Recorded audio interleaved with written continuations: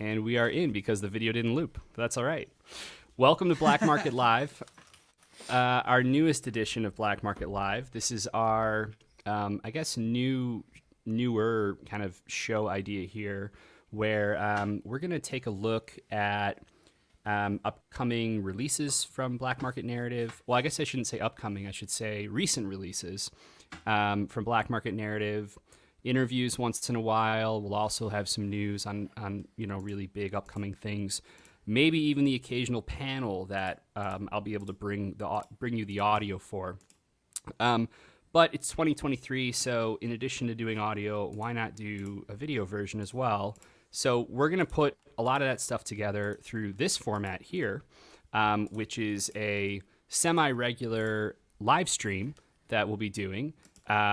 Last week, Ryan Sidoti from Circle Guy News, as well as the Invincible podcast, he is part of Black Market Narrative as well. So Ryan actually helped us kick off our first Black Market Live with a nice kind of foray into the Massive-verse by way of Supermassive.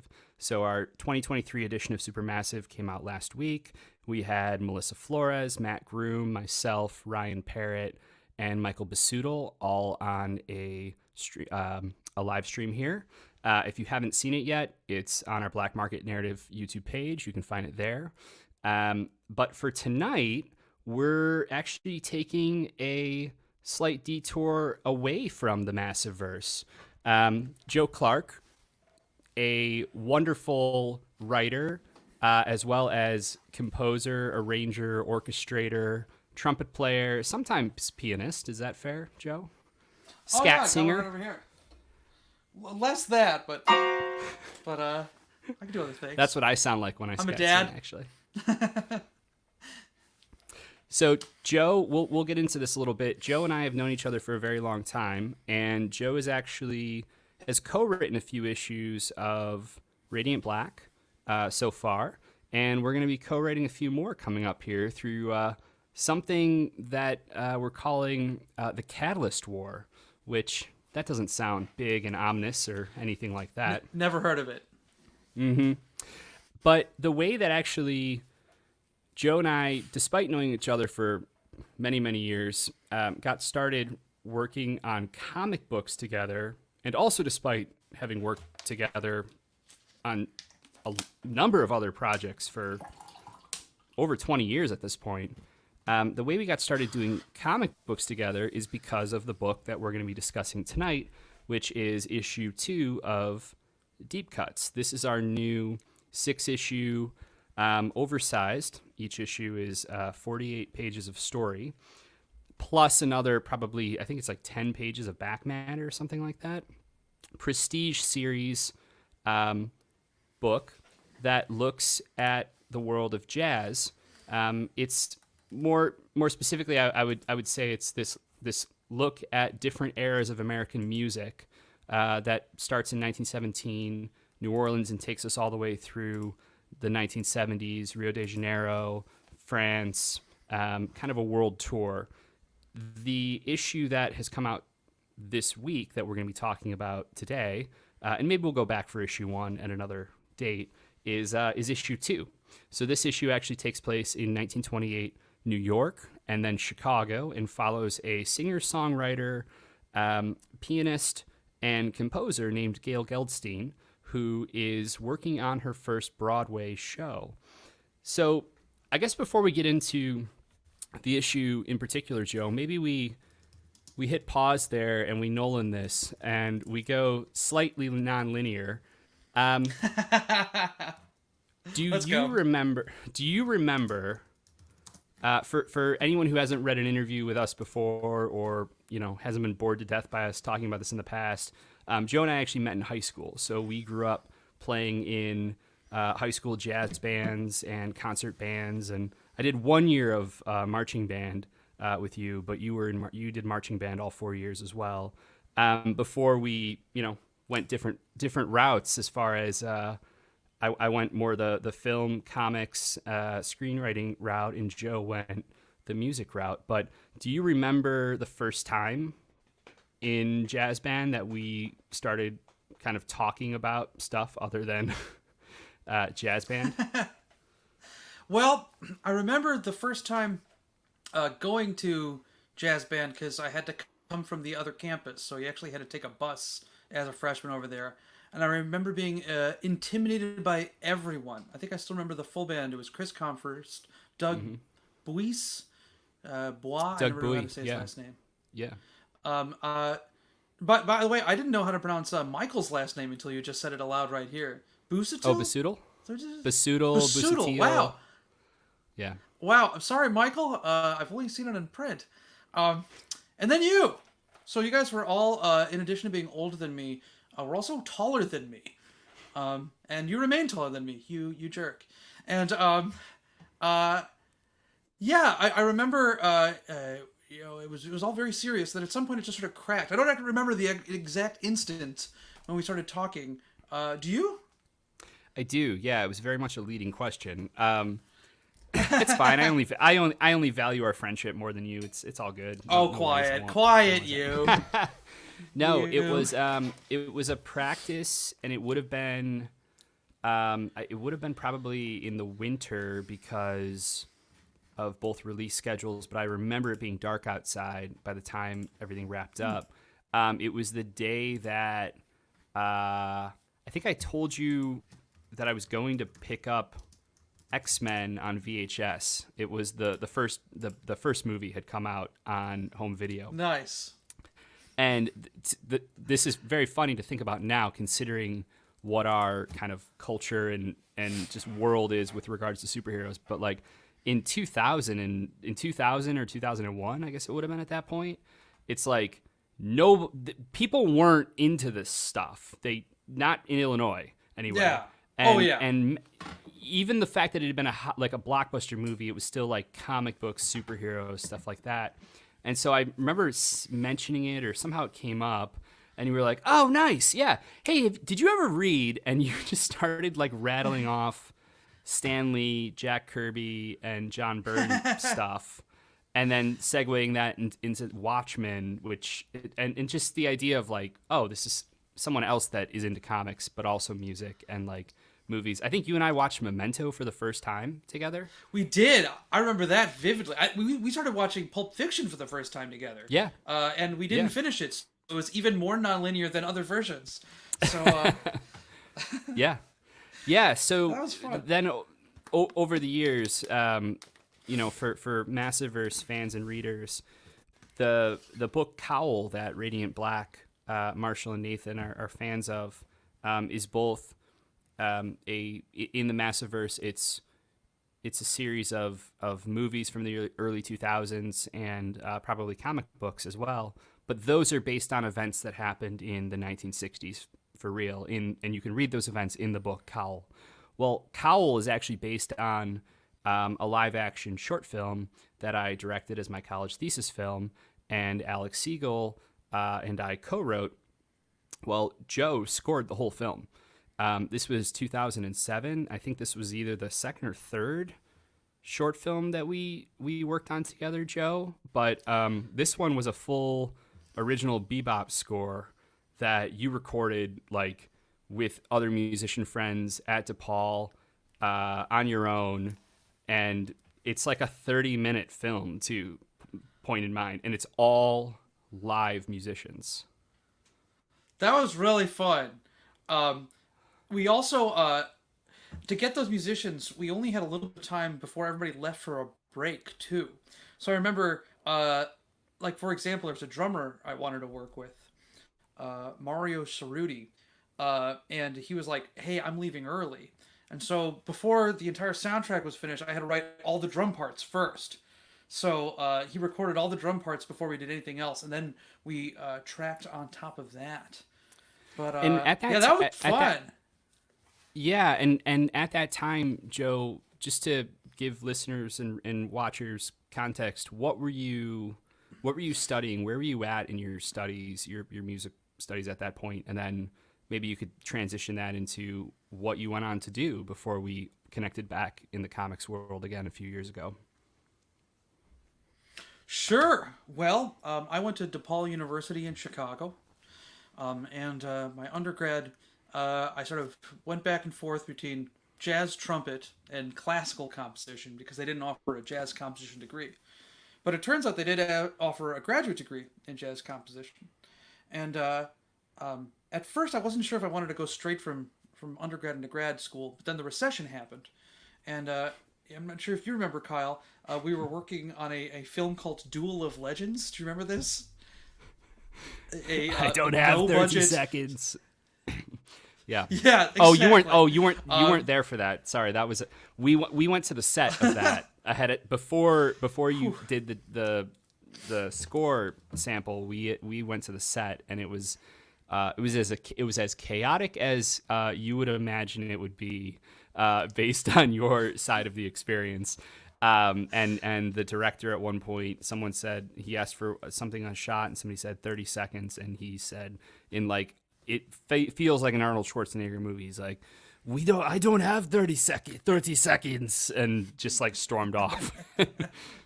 But yes, we were working. I remember. Yes, sorry, I forgot about this. Oh, not at all. No. And so that one, I had like synth strings and some percussion and sound effects. And then I had my girlfriend at the time was a violinist, and so she was playing along. And I remember we were tracking to the film, and there's a scene in the middle where a monk feeds a child poison as a test. Yes. So Yes. I say As child, you do. it was really a baby. Yeah, and I just remember we all just like we're trying to get this like this like a faux Golden Harvest kind of soundtrack going, and we just burst out laughing. So the good news is there was a global recession that prevented that from ending and like happening all the way. So I went back and got a degree in jazz composition, and then wrote a big band record. Got this grant to do that, and Kyle helped me out through the whole design process, an invaluable sounding board, and right around the same time you were working on some bigger projects, and we would be sounding boards for each other. It was really kind of nice. Yeah, I remember when you were in the grad program, and I asked you that. I was like, "Well, what are you majoring in?" And your answer was a 2-year loan deferment. Well, there's truth to that. But the good news is it ended up leading to teaching. So that's really what I've been doing for the past. I can't believe almost 15 years at this point. As Wow. I've taught. Now I've been teaching at DePaul and Northwestern for over 10 years at both. And so, doing that and playing through the city of Chicago and continuing to do creative stuff. It's been really fun. As an artist, when you started post college, working with different clients, and when I say clients, I mean actually I just saw you post the other day, so I think we can talk about it. I mean, you work somewhat regularly with the Chicago Symphony Orchestra.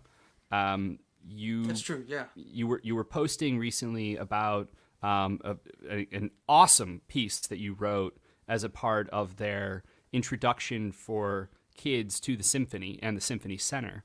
In addition to the CSO, I mean, you have written and arranged for Yo-Yo Ma.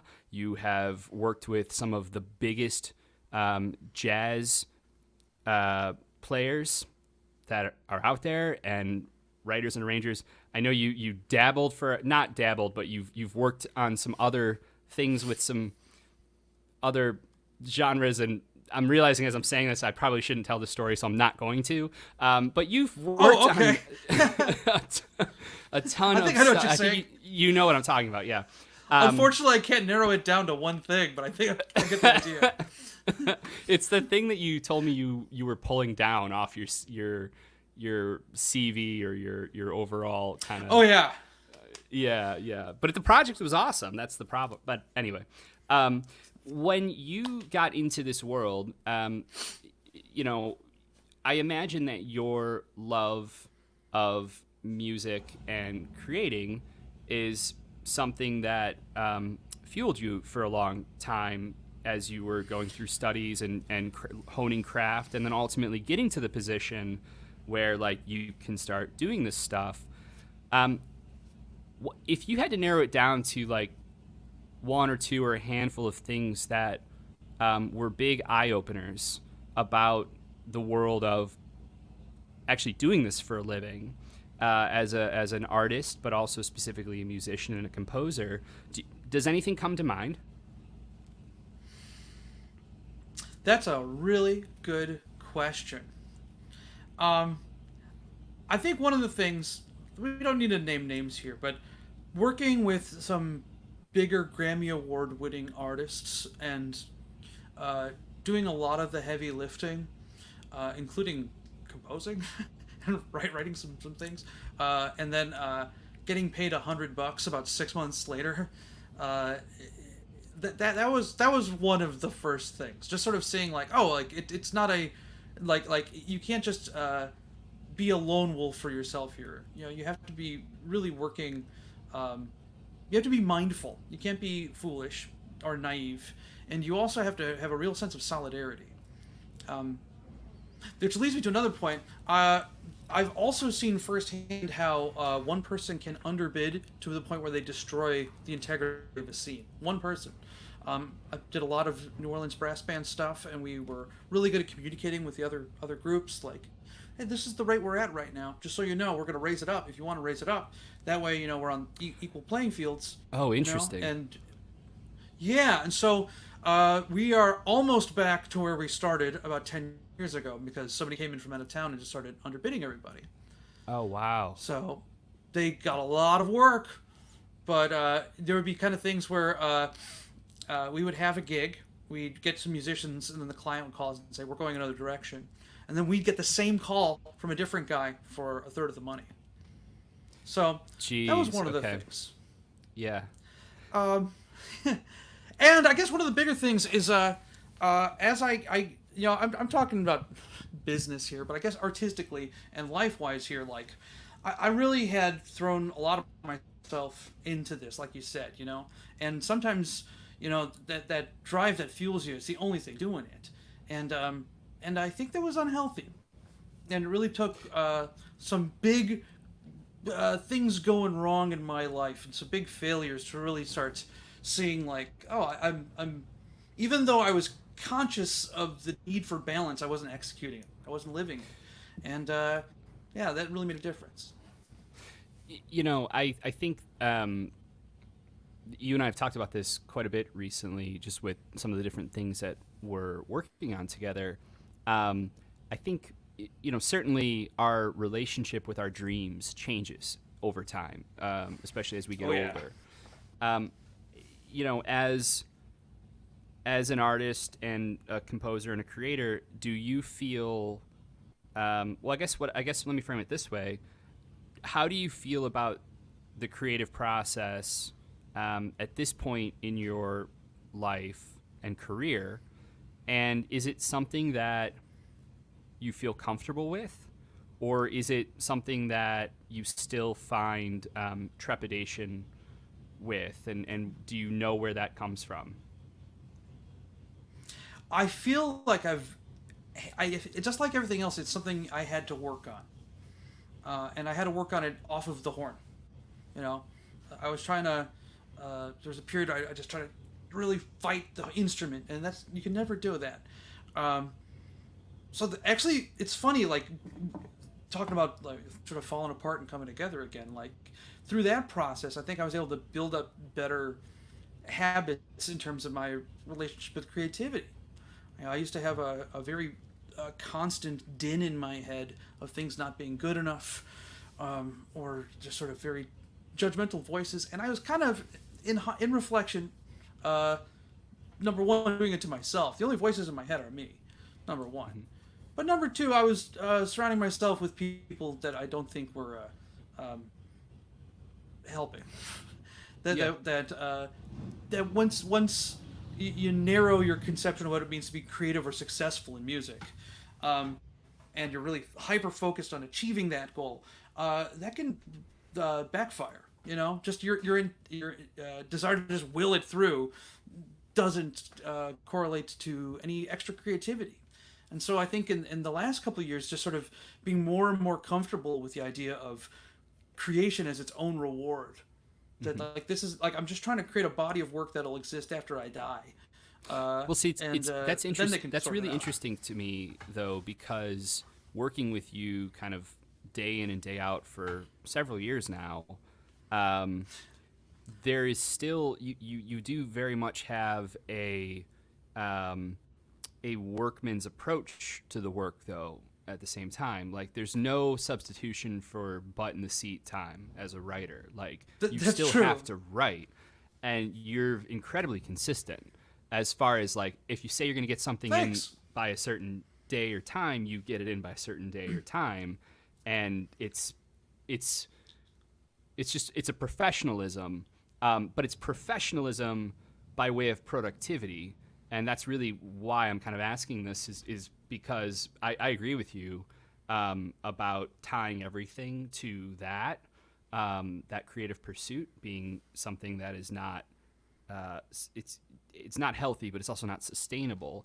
But at the same time, where is that? Where do you have an opinion, or do you have a feeling on where the line is between how do I want to put this? Creatively, things take as long as they take, but at the same time, you still have to finish a thing and put it out there. And so there is a balance in my mind between Oh, sure. perfectionism and workmanship. I think a lot of this quote by Martha Graham. Do you know Martha Graham, the great choreographer? No, I don't. She's probably most famous for the ballet Appalachian Spring that Aaron Copland Oh wrote. yeah, yes. The original title for Appalachian Spring was For Martha, and she's like, no, come up with something better. And she came up with the title for that, and the choreography, wow. brilliant.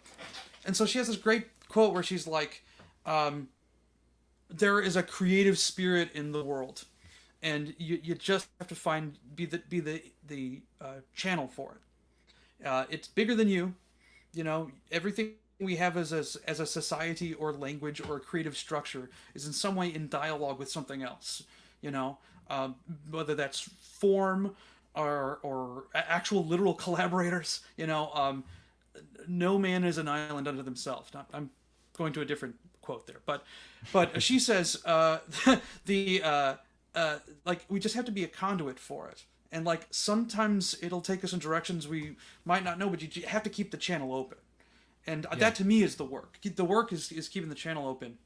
And also, I'm very lucky that early on in my career, with music, deadlines, much like comics are actually weirdly a little more forgiving with deadlines than music, which is weird because there's a publishing schedule, there's all these monthly turnarounds. But like I've had it down to the minute a few times with if there's a concert, the concert gets scheduled a year ahead of time at a minimum, and then you need to get something to the librarian who needs to check it in creating the parts, getting the parts on the stage. I've had it down to the minute before. I have Wow. When I was back in college, I started working for. Do you know who Richard Marx is? Oh, no, I know that name. Is that what industry? Wherever you are, there you go, whatever okay. you do. Yeah, he lives up in Lake Bluff, and he like would just hire string players all the time, and his voice started lowering. So his dad wrote all these like really beautiful charts, and he's like, "This is great. Give me exactly this down a third." And the concert is in 8 days. Go. And so Holy with that, cow. you like kind of learn these habits of like not just getting the work done, but like though there'd be moments where like like oh, I'm just gonna take a little break. And it's like actually you got to really start planning when those breaks land. And then how do you keep track of the versions? How do you keep track of your files? All this stuff that like I sort of took for granted, but like so that's made our work together a delight because I'm not proofreading tenor clef cello parts and like making sure all the notes are right. Like it's like Marshall throws the moon at a robot. It's great. It's really fun. Well, that's a great kind of segue back for us. So, we've spoken about story together for many years. I was thinking about this earlier today. There was I wrote a short story when I was at the University of Iowa during my sophomore year before I transferred to California the next year. And it was a short sci-fi story, prose, which is not my thing. But do you remember this? Like, we I'm not going to get into I don't want to get into what it was about or anything like that, but I think I do. was, this is what there was like a hospital, right? Yeah. Yeah, I think. Well, no, the hospital was the superhero thing. The cowl. That was what became Cowl. But there's some. Oh wow. Okay. Yeah, there's. Anyway, there was something. Oh, keep going. Yeah. There was a short that I was working on, and it's a short that I to this day think about. Not the story itself or anything. It's not something I'm like proud of, but like just the process and the experience of writing a story and presenting it in this, class, going through the feedback process, the validation and the criticism, and then spending a week revising this thing. But I was obsessed about and that was the first time as a writer in any way, shape, or form that I felt like, oh, okay, I understand this. Well, behind the scenes, like that was something I remember I was bouncing the concept off you. You were in your, undergrad, you're in your freshman year at college as well. And we really go back that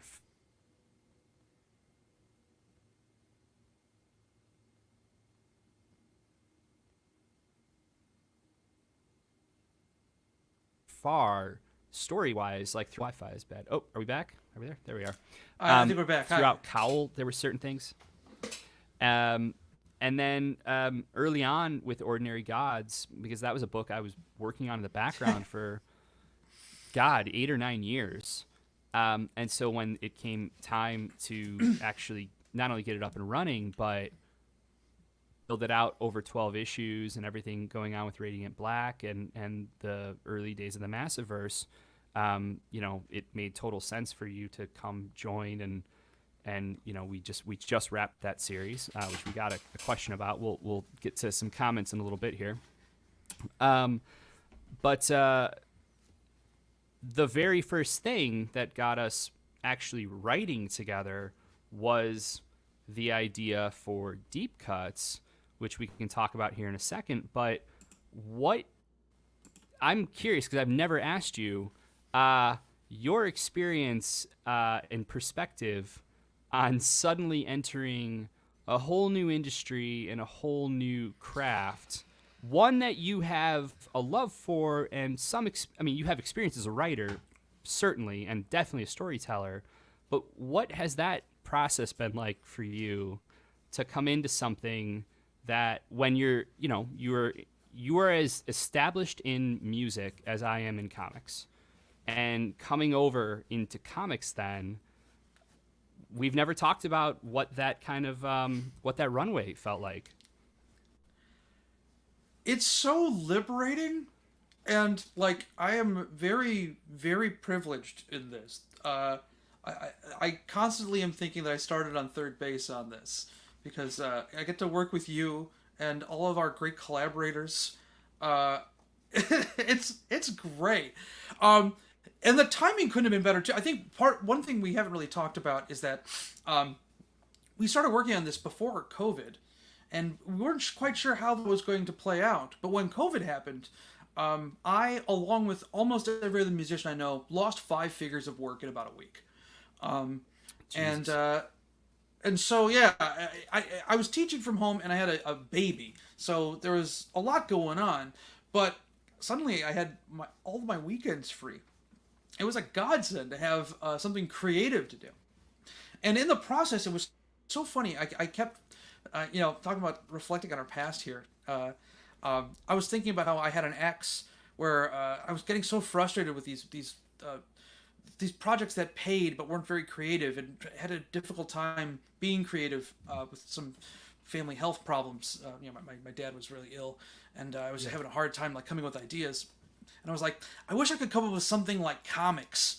I have some sort of something I need to get something done every month, or have these shorter deadlines, and then people look at it and say, oh, I like this, I didn't like this. And then you just continue, and you're working with collaborators, because otherwise you're just by yourself. And I never thought that the answer to an art form like comics would be comics. It's right there. And I just never thought it. Yeah.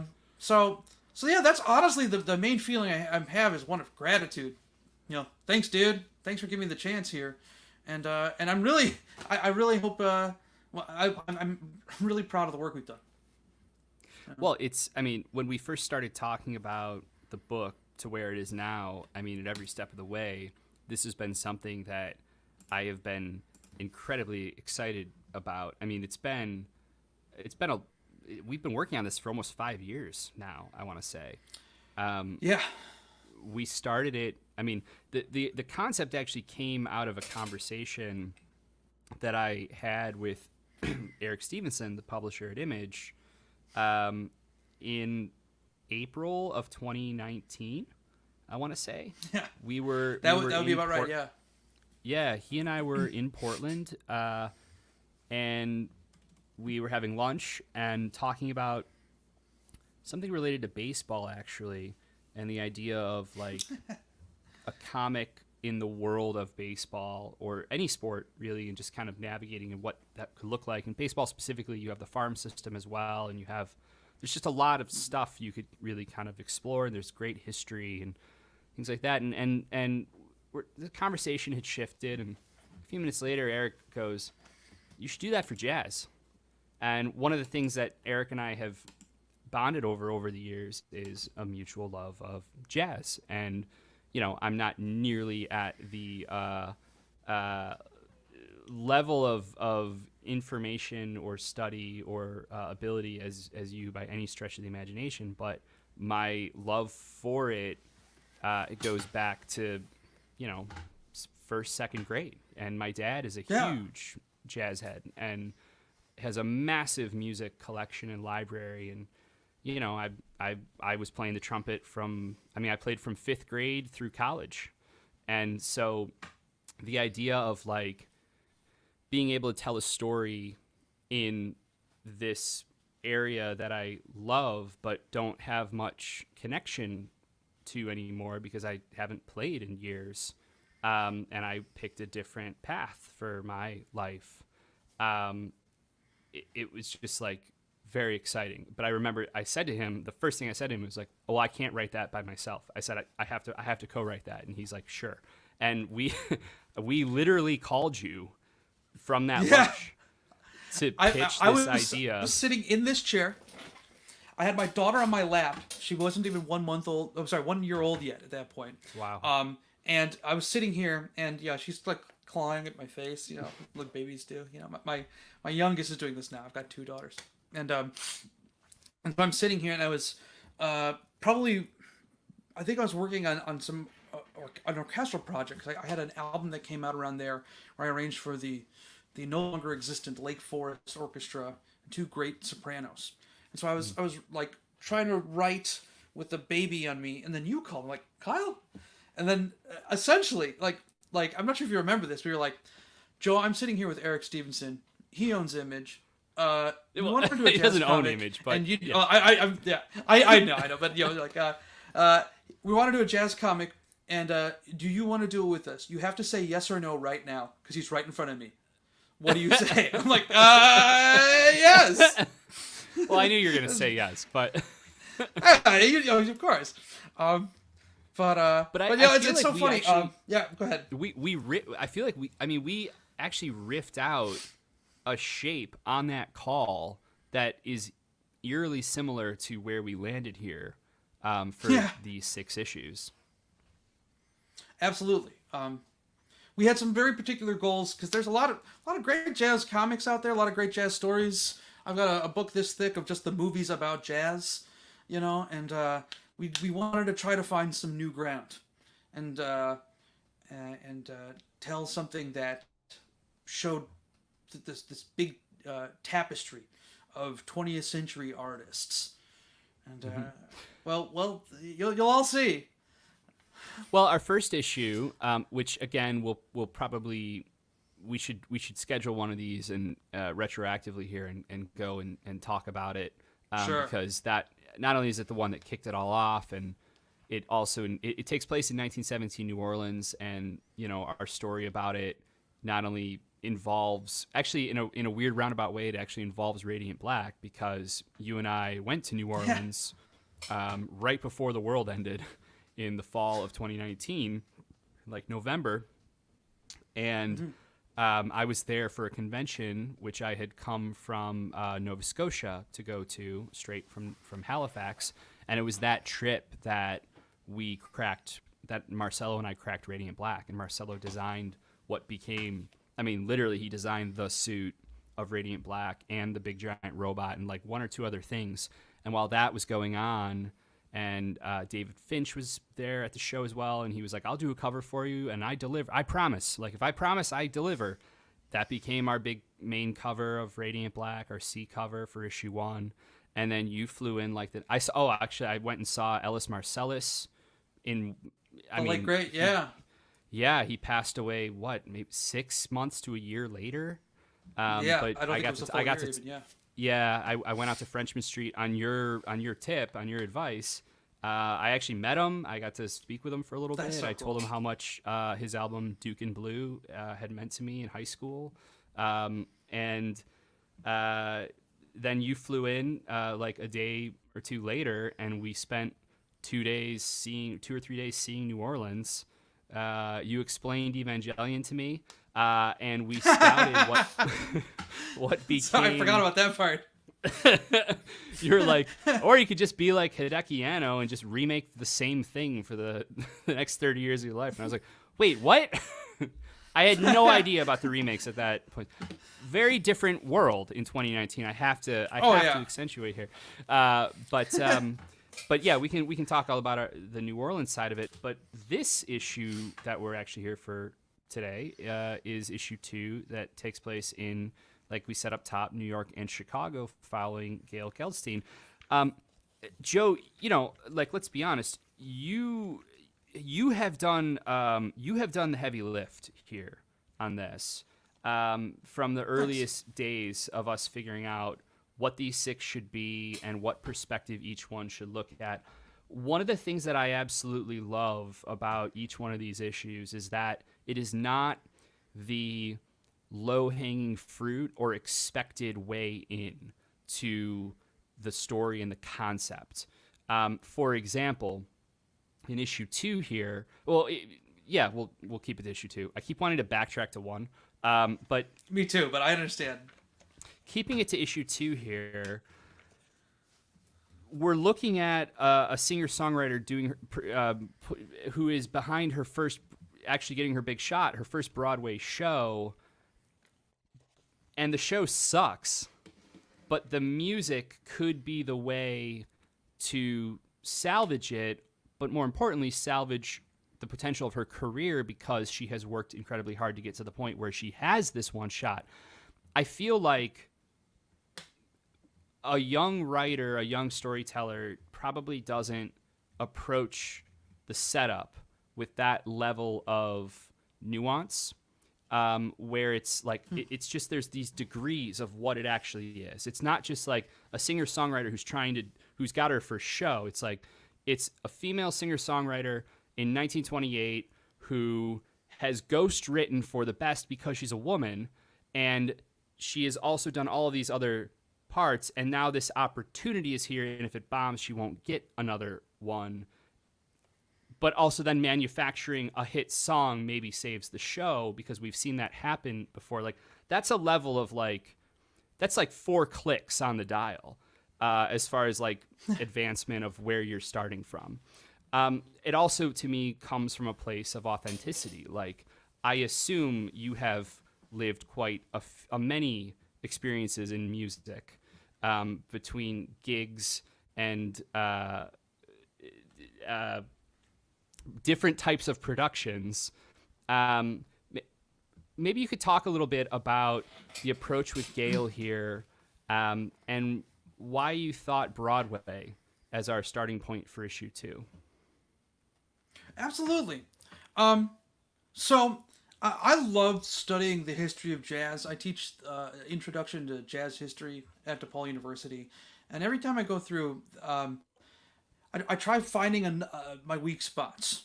Like, next time I teach, I need to figure out who Chu Berry is, just because I know nothing about Chu Berry, and there's just it.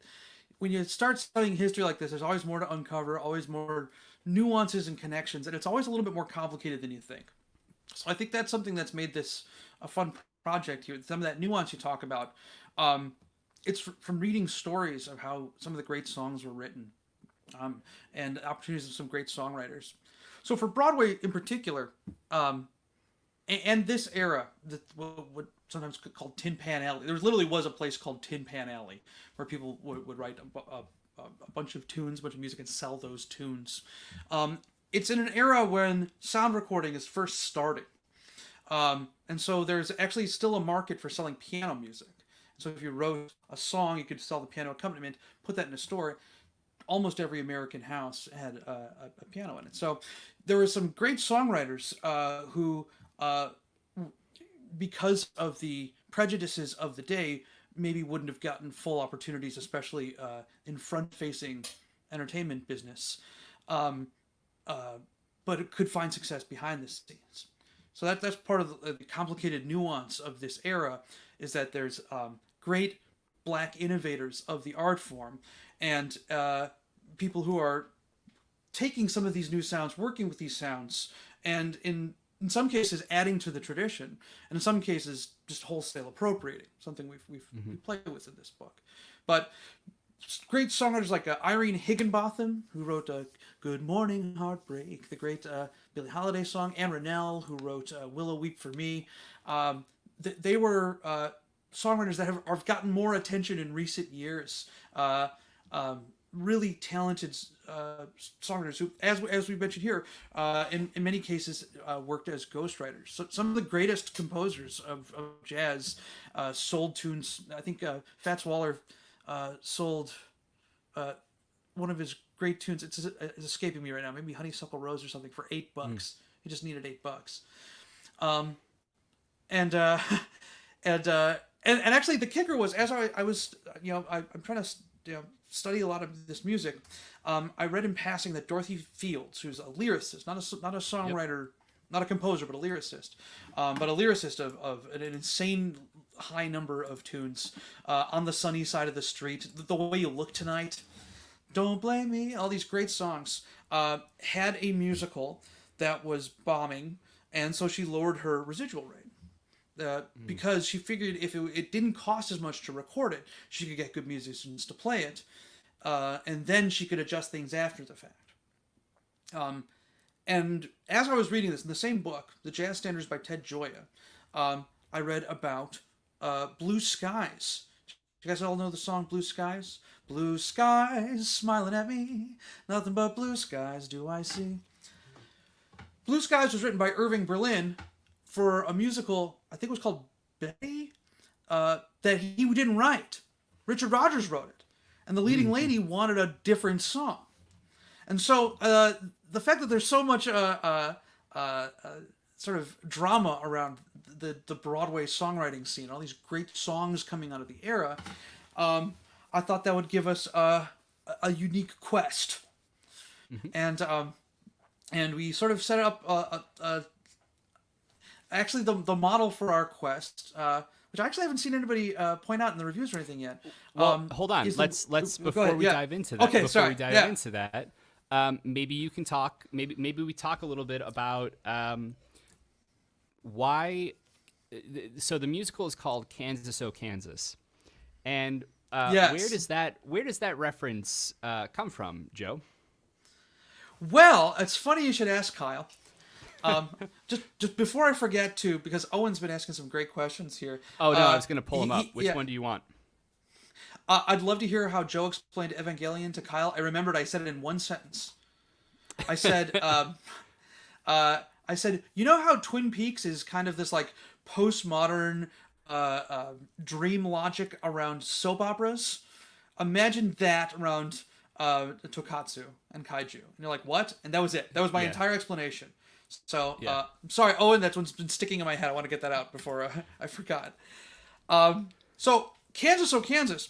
As we were writing this, and we were coming up with the bones of the story, it occurred to me we had a story about a woman coming from a drab land to my Technicolor hometown of Chicago, and meeting a variety of different people who assisted her on her journey to find something that was with her to begin with. It was like, you know what, this is kind of like The Wizard of Oz, which coincidentally was written in Chicago. If you go to the home of L. Frank Baum now, they actually have yellow brick in front of that house, or where the house used to be. And so at that point, yellow brick in yellow in Yiddish, Geld. I'm not Jewish. I just am fascinated by Yiddish and this whole that whole turn of the century Jewish culture in Chicago. Geld and brick or stone, Stein. So Geldstein sort of it sort of clicked. It was like, oh, we could play with the Wizard of Oz as sort of a model on this. Mm-hmm. And so keen eyes will notice that Gail is well. First of all, Gail is Dorothy Gale's last name. Gail Geldstein gets on gets on the Cyclone, and when she arrives in Chicago, the colors are brighter, and she goes on a journey where she meets a man named Ray Stroh. Stroh is German for straw, and he wears a straw hat. Just like oh my gosh, I'm just spacing on that Silent Star's name. Harold Lloyd, excuse me. Harold Lloyd was kind of he wore a straw hat also. Then she meets a man named Nick Woodman. We have our woodsman in here. He's got an axe right in the beginning. There's Nick right there. He's driven by his emotions. And then later, she meets the third part of the trio, Leo. And if you go down to the next two pages, you'll see that he's walks around in a style of the day. In the 1920s, men frequently wore thick fur coats in fashion. So yeah, then it became a game. If you want to keep going, there's dozens of more references, little fragments of song lyrics that were thrown in, and then a lot of subversions, a lot of cases where you'll find that Leo is actually one of the more courageous characters in sort of calling things out. You'll find that all of the business acumen and logic that Ray Stroh has actually makes him make some foolish decisions. And yeah, so that's a game for y'all to play to see if see how that goes from there. Now, something specific about this issue that I want to talk about is that when you're saying we had our quest, ultimately Gail is trying to write that one-hit song that can save the show through all the setup that you just talked about a few minutes ago. Her financier has a specific request, though, which is that this is 1928, and it's about a Kansas City cantor-to-be who disappoints his father by becoming a jazz man, and there's no jazz in the show.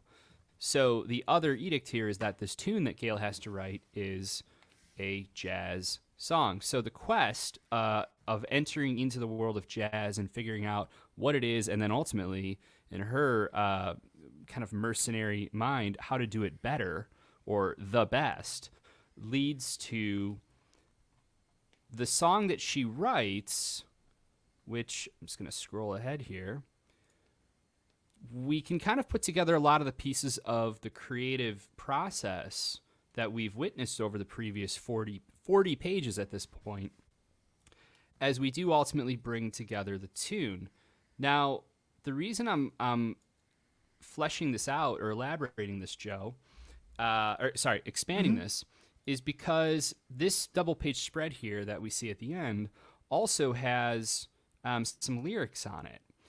Those lyrics have been written by you, but you know, it's one thing to read the tune, but it's another to experience it. And at Black Market Narrative, we are certainly all about immersion here and committing to the bit. So, you know, what kind of immersive comics / creative company would we be if we didn't ultimately make the song? So I don't have it up here. Give me 1 second. Sure. Let me find it. I had the album. As you're loading that up, yeah. I could say that we actually had that song written with the script. The first time that song was there, the music was written as well. Wanted to make sure that it wasn't glommed on after the past, that it was after the fact. Excuse me. There it is. So let me just pull this up here. So we actually have the song here. You can't hear that, can you? No. Nothing yet. All right, here I'm going to present. I'm going to present the beginnings of this here. There we go.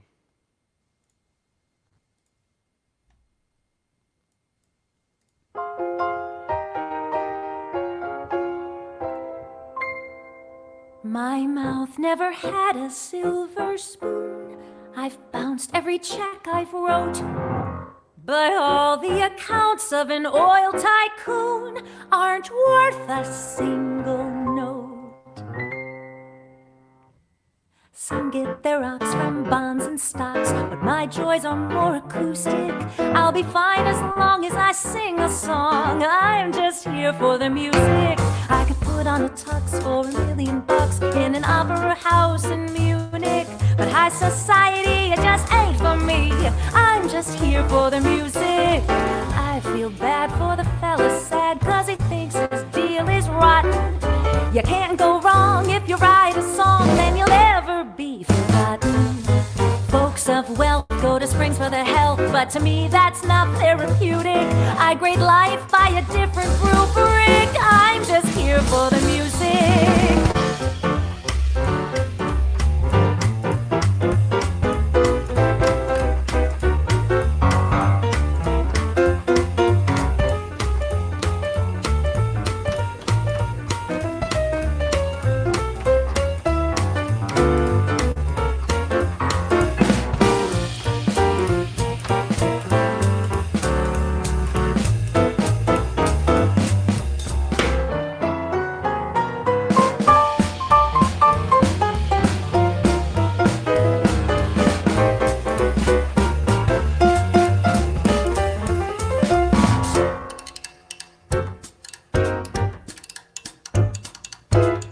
this is the soft shoe part.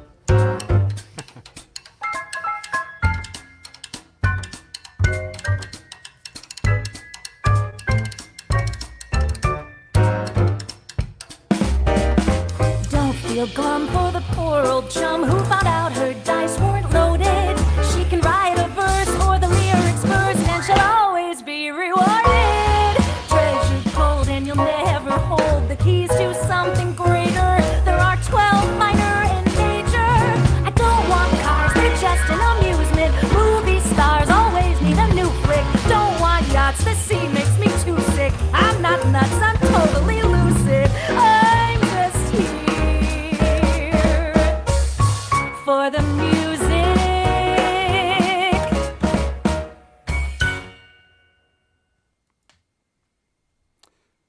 So, Joe, Yeah.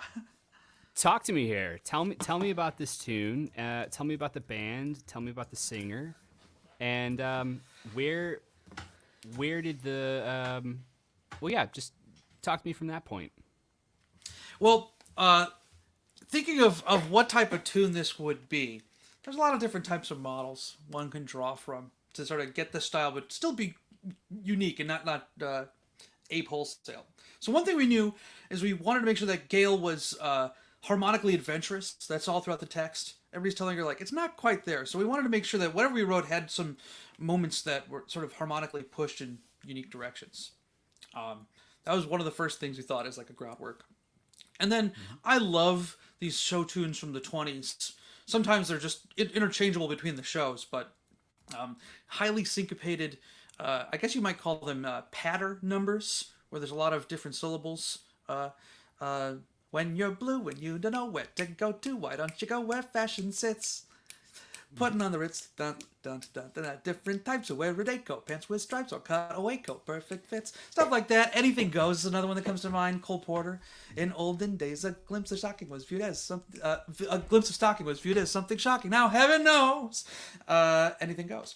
So I was thinking, oh, it'd be really fun to write something like that. Could try to get a bunch of words in, and then once the idea, like, I'm just here for the music, you know, sort of clicked. Like, after worrying about the success and ownership and all this, just like realizing, like, oh, like I'm here for the music. The line that she says there was the exact thing I said. Like, music, okay. Not a lot rhymes with music. And so there's a lot of slant rhymes. And I tried, if you look, there's a lot of vowels that line up. So like having a lot of internal rhymes and vowels lining up within the line kind of masks the fact that therapeutic and music don't totally rhyme, but you can get away with it.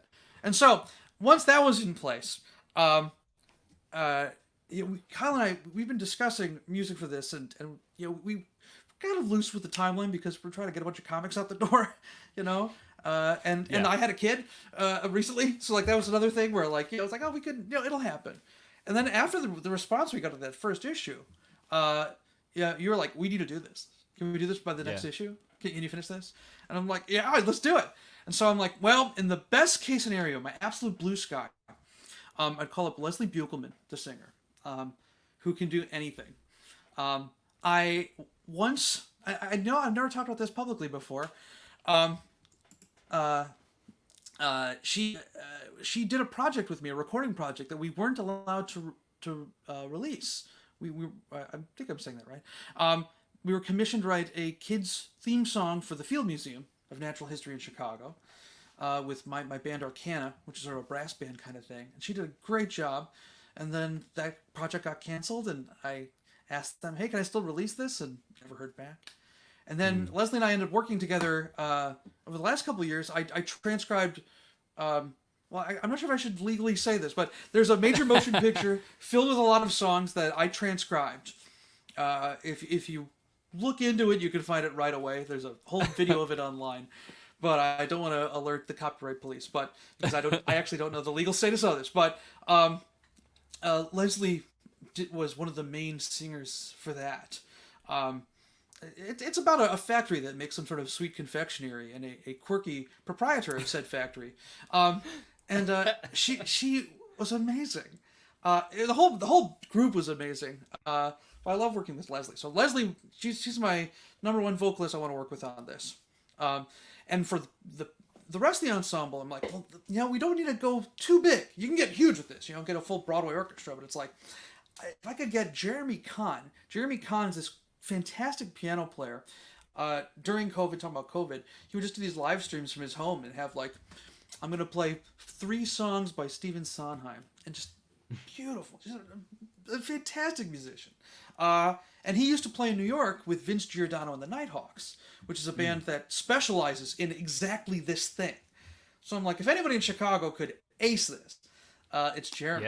And the things he brought to this, all these like little details in the intro, I gave them lyrics and chords for that little introduction, and he set up the introduction, all those like little flares up and down, and that solo. Once I said like, I want harmonically to get a little out, like he picks a moment to do like whole tone scales and all these things. Right. Yeah, I was going to ask you about that actually. When he's soloing and he's playing a lot of chords and the progressions, and then he's riffing.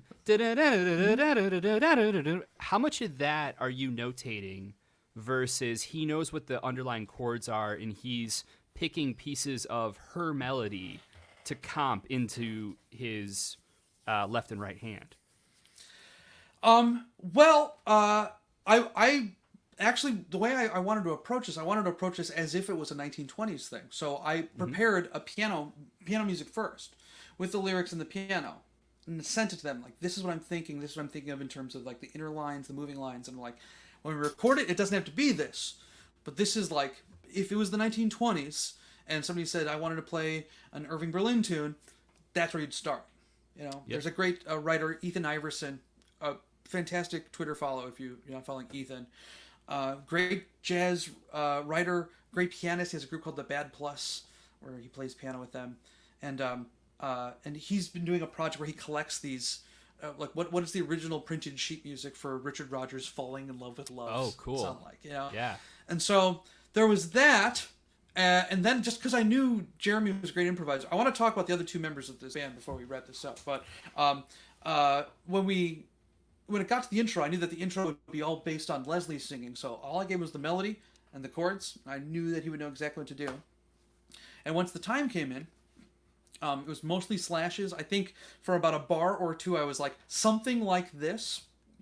Mm-hmm. But this is one of these cases, this thing I love about jazz specifically, is like, with the right musicians, if you know how somebody plays, you can give them the framework of what you're looking for and be very clear. You know, it's so funny. I actually had the sheet music, but I have my backpack in my trunk, so I can't show it to you here. But actually, if I sent you a PDF, could you put it up on the screen, Kyle? I can. Or can you demo it on that piano next to you? I can do both. So first and foremost, I'll just send. Here's the piano part. While you're doing that, see exactly what I'm talking about. While you're doing that, Ryan Sidoti has jumped in the chat. Hi, Ryan. Thanks for joining. Hey, Ryan. What's up? Great conversation, guys. Joe, early on, did you consider adapting real historical musicians and true stories for Deep Cuts, or was it always going to be nonfiction? You know, we talked about this. Like, this was one of the very first things we had to figure out. And in fact, this was a conversation we had in Congo Square. The very first page of issue 1 is Congo Square, where a very important location in jazz. For me, what we talked about in the beginning essentially was, I think we both. You've read Cavalier and Clay before, right? Right, Kyle? Yeah. Mm-hmm. The Michael Shape. Like, I love that book, and one thing that's so powerful about that. That story is that it could just be about Lee and Kirby and Joe Simon and those guys, Bob Kane and Bill Finger, but by having fictional corollaries, you're able to tell a lot of people's stories in a wider way. And I mean, I was some creative freedom. I was the same. I was a proponent of this as well. I mean, this was the approach that Alec and I took on Cowl. The only difference was, and what you and I talked about quite a bit, and I don't want to tip our hand, so I got to be careful how what we talk about here, what we say here. But in Cowl, Jeffrey Warner in 1962 Chicago is the head of a fictional labor union that has certainly relationships with other unions like the Teamsters, but also the city of Chicago, meaning probably Mayor Richard Daley, who is a very big figure in Chicago political history and really U.S. history, especially in the 60s when you talk about the Democratic machine and Democratic politicians and nominees. And, there's a reason they called him the Kingmaker. And the question, what we had to settle on was, and where we ultimately landed was, that our fictional world exists next to and amongst the confines of the real world. So Daley is actually in the book. He's in Cowl. Whereas, in issue 1, for example, no one actually references Louis Armstrong in Deep Cuts #1. We're not saying Louis Armstrong didn't exist in our version of history, but we're not relying on his presence as a crutch for us narratively. Yeah, and I think it creates a fun space for, like, I think we consciously created it because that it could be read either way.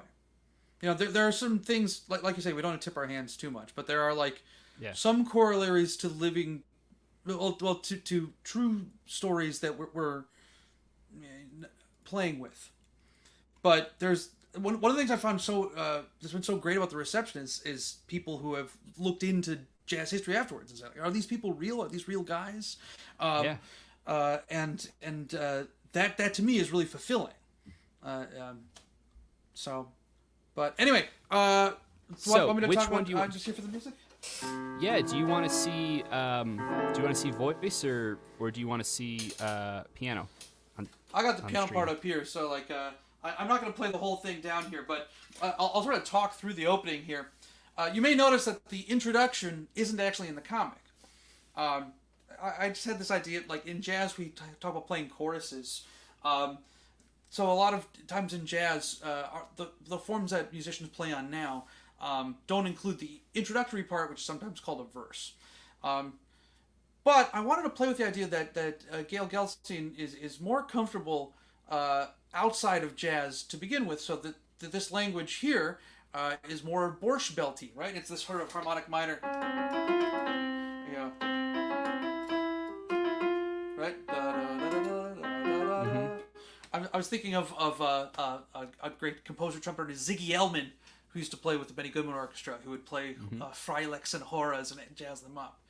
And again, I'm not Jewish. I just really love this music.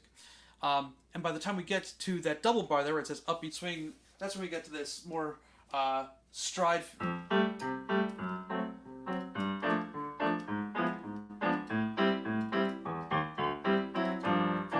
That's the oompa oompa right there, right? So you can see for the voice, I didn't include a lot of information with the piano. You know, some get their rocks from bonds and stocks, but my joys are more acoustic. I'll be fine as long as I sing a song. I'm just here for the music. I can put on a tux for $1 million in an opera house in Munich.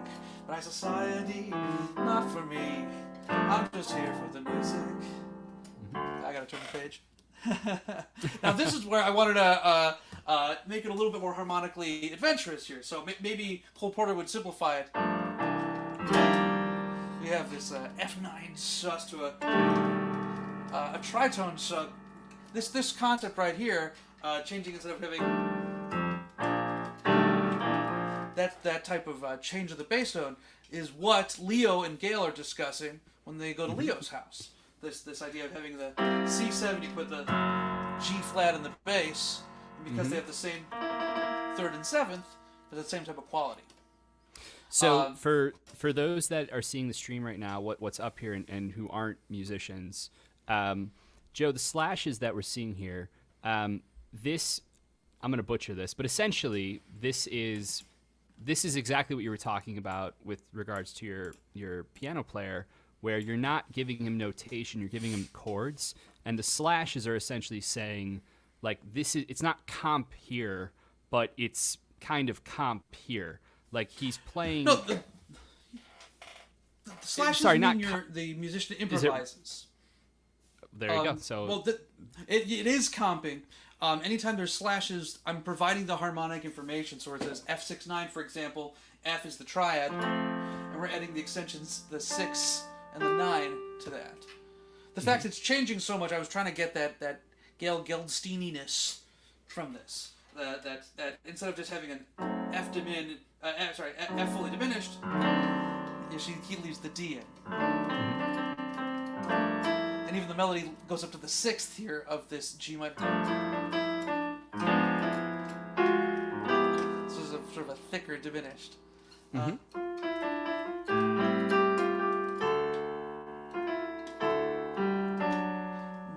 Parallel 6th. And then more functional, I'm just here for the music. Oh, this word gets interesting. And so you'll notice one time you get to the number 25 there, third line down, this is what we call the bridge. This is where the material kind of changes. And just to get that, everybody comments that the bridge is a little weird harmonically. You'll see there's a lot more slashes, a lot more lines, a lot more numbers. I was trying to play with a language that might not be used in the jazz of that era frequently.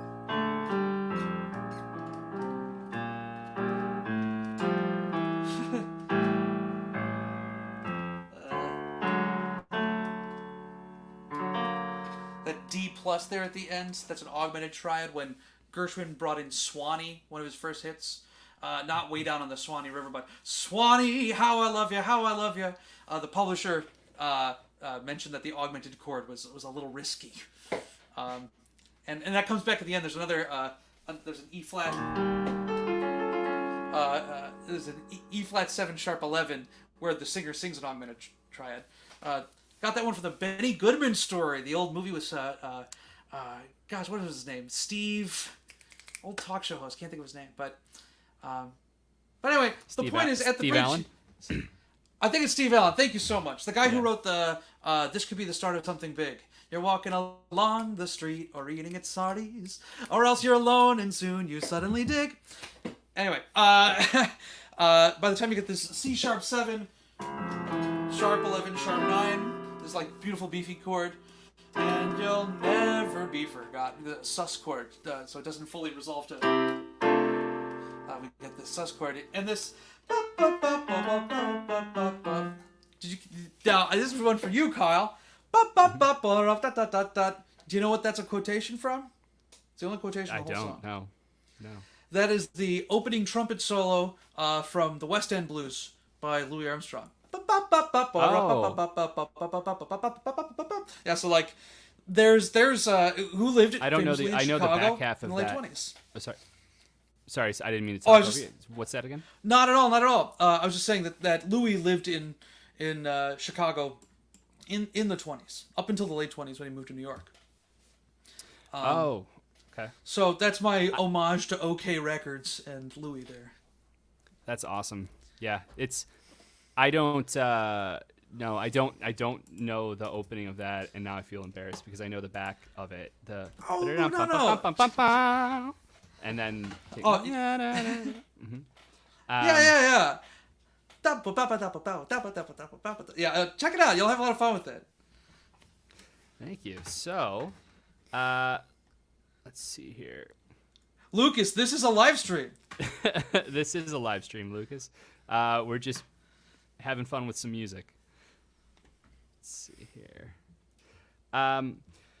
So the way that this book, this issue ultimately wraps up here, I would say, I don't want to spoil it for anyone, but we leave things in a place where Gail has created the song, the state of the world, and overall kind of music industry are in a state of flux by the end of the story. I think that would be a fair way to put it. And we ultimately wrap up with our final page in issue 19, taking place in the year 1940. I guess we could talk about spoilers here if we want. We could.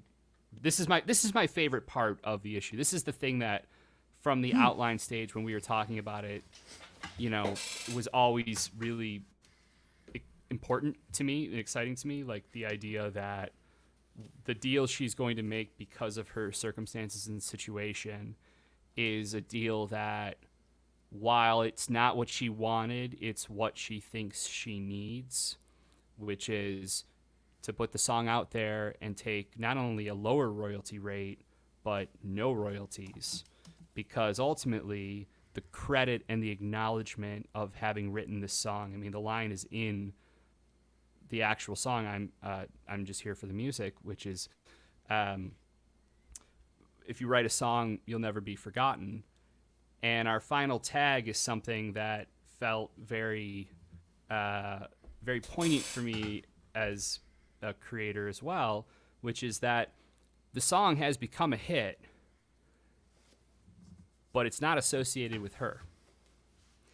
Yeah. And this is an issue then that, while the ending is there, it also sets up our next issue that takes place in the 1930s.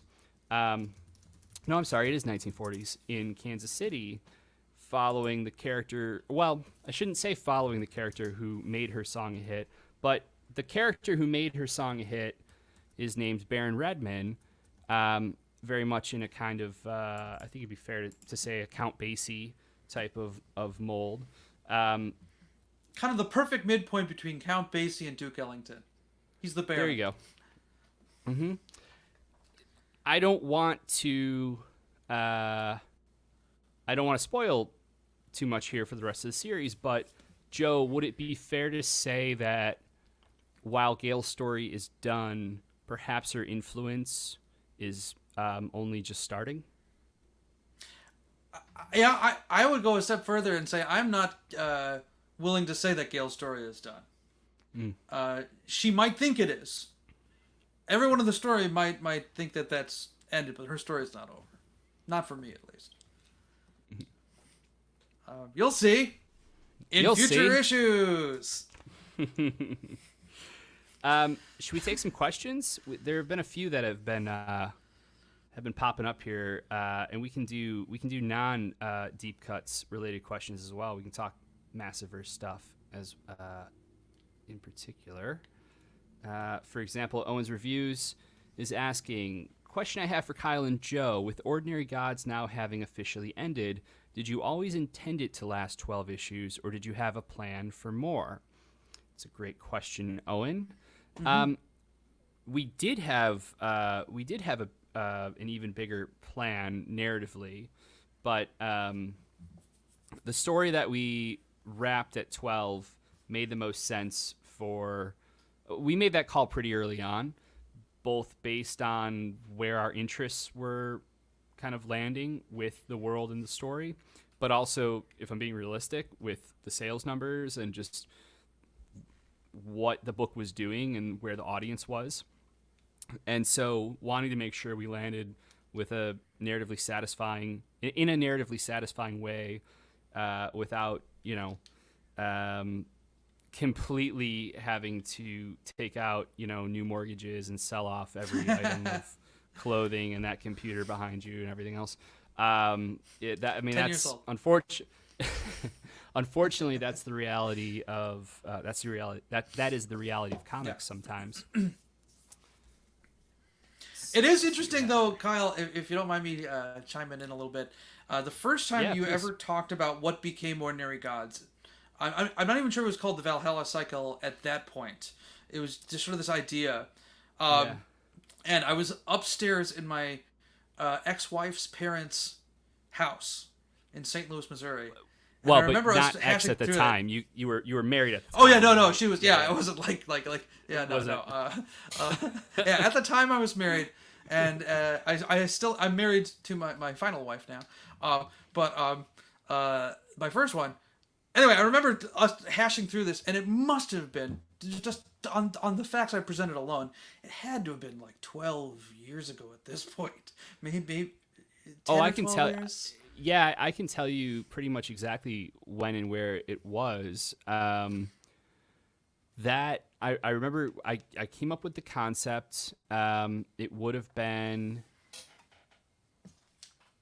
December. It would have been about December of 2011, because I had just been fired off of Deathstroke, but we had at issue 8, but we had this just killer creative team on this thing. We had at the time, we had Joe Bennett and Art Thibert and Jason Wright coloring, and it was like, holy cow, like, how do we blow this up? Like, man, like, what is there anything else we can do together? And I wasn't having a great time at DC, and so I started thinking as well about pivoting back to some of my own stuff, even that early on in my career. And the first thing, not first thing, but like an early concept I had thinking about that art team was this story about kind of an immortal warrior who reincarnates through different cycles, but then that expanded, or through different eras, and then that expanded into the kind of archetypes of what became the different gods. So I mean that really became, and actually, you know what? I've never told anyone this, but the tag at the end of issue, I think it's 2, that Christopher used to be Joseph Stalin. So the idea for that tag actually came from a conversation that I had, like, literally the day that I came up with the idea with Joe Henderson, the showrunner of Lucifer. Joe and I go that far back as well. And he said to me, he's like, well, if you were really bold, you would do this. And it was in the ballpark of what we ultimately ended up doing, just as far as contextualizing through history and everything. So very much like deep cuts, all this stuff has all these different little, touches of time and who you were in different eras and who you knew when, and we're all kind of products of our situations and influences and the people around us. And so it goes back. So what is that, 12 years now? Yeah. Any more questions? From Pineapple, a Detroit Red Wings fan, it looks like. The Massiverse got me into comics. Just curious if you'll be introducing any other heroes who will get their own books. Loving all the recent Massiverse books. Keep up the good work. Thanks, Pineapple. I personally, I was just thinking about you today. I really wanted to throw you on the grill, like the slices form, not the chunks, but just like a nice pineapple slice, grilled and charred. Might have to do that. I loved you in tomorrow. Chungking Express. Sorry. Was that a union gig? Did Hong Kong have unions back then? Anyway, sorry, go ahead. Will there be other heroes introduced? I mean, yeah. It's a universe. There will be other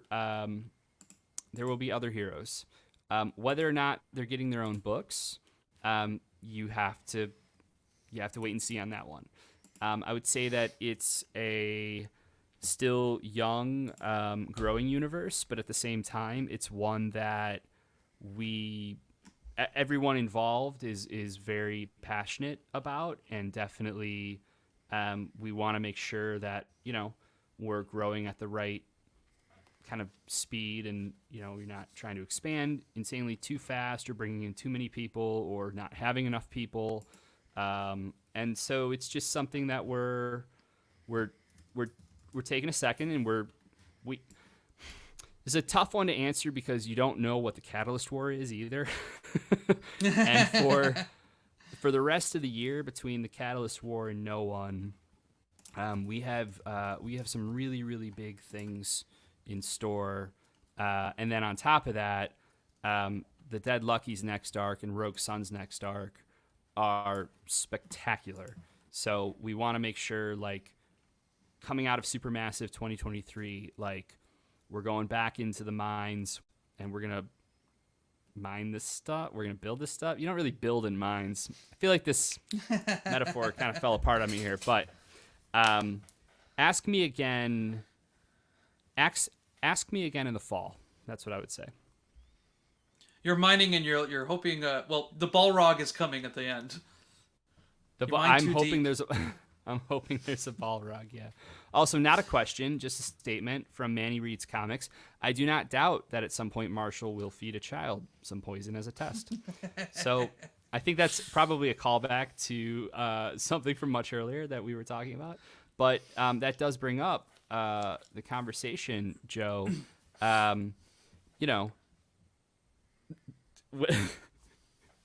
Look, if you're choosing a Radiant Black, I don't know if you want your Radiant Black choice to be willing to feed children poison. I'm just saying, like, I'm not voting for Nathan. I'm just saying that I don't know that Nathan would poison children, even as a test. But look, maybe this generation, does this generation need to be poisoned? Probably not, would be my official position. But narratively, I don't know.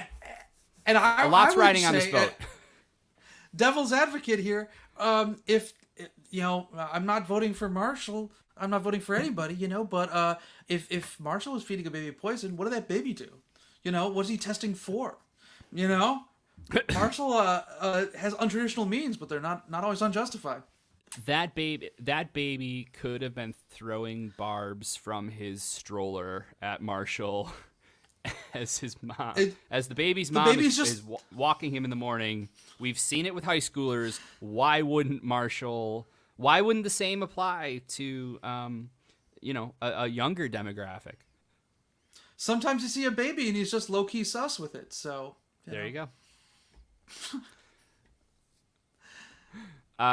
Let's see. We've also got from Owen's reviews, I hope to see Radiant Black throw the moon at a robot in Catalyst War now. That is distinctly possible. It depends on which Radiant Black you vote for. I think that's the only thing, though. So, hey, Kyle, have you ever read Seven Eves by Neil Stevenson? You read that one? No, I know what it is, though. You're not the first person to bring that up. Yeah. Yeah, there's parts that I imagine aged like a fine milk, but the opening sentence is like, the moon blew up, and then it just goes from there. It's great. Yeah. I recommend it. With a big asterisk at the end, but check it out. There we go. Okay. We've got one last one, it looks like, here from Lucas. Do you have 2 different stories written out for the next couple of issues, depending on who is chosen? Well, Lucas, I am not going to answer that one here directly because we have 12 hours left on the vote, I believe, something like that. And so much of the Catalyst War is being determined by the vote here, but there's also quite a bit narratively that is not. As far as setup and what's actually at stake and what is going to be presented. This is really tricky to explain without spoiling anything. But what I would say is that we have built out both paths fully. But as far as scripting fully, that's literally what we're working on right now. So tomorrow is going to determine a lot. And Joe, in a lot of ways, is going to determine what, really the next 6 months of our lives is going to be like. Minimum. Because, I'm just talking about strictly for the Catalyst War. You hold the fate of us all, really. How do you... Can I answer one more? Oh, yeah. Sorry, go ahead. No. Go for it. I was just going to ask, how do you feel about the situation that Nathan and Marshall find themselves in, as well as the general Radiant Black reading public?